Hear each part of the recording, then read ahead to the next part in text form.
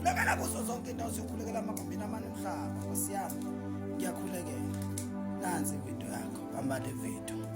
Nangabe usekhaya, nangabe usebenze, nangabe mhlawumbe emaholidini, ngizokubusisa namhlanje.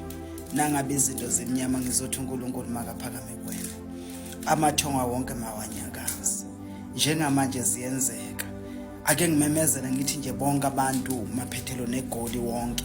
Sinenkonzo enkulu yokuvala unyaka, yokunyakazisa amathambo ey'dalwa zethu nogogo bethu. Esuthi ivukane nisibheke nisivikele namadlozi athathiwe.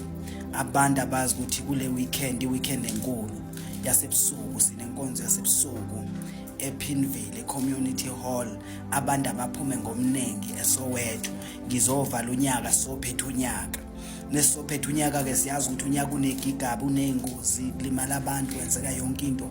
Abanye bafuna ukuqinisa imizi yabo, abanye bafuna ukuqinisa iy'moto zabo, abanye bafuna ukuqinisa amabhizinisi abo ukuthi bebuye kuse-strong.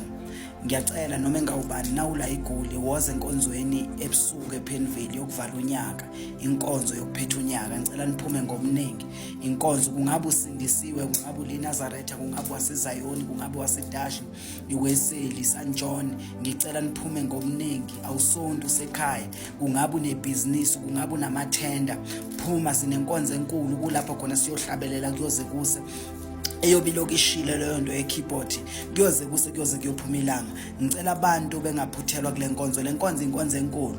Bese kuthi ngomhla ka 13 eBergville ngokumgqibelo sibe sinenkonzo yongena ekuseni ngo10 iphume ngo4 ntambama. Inkonzo futhi yokuphetha unyaka. Siye Sikhotha.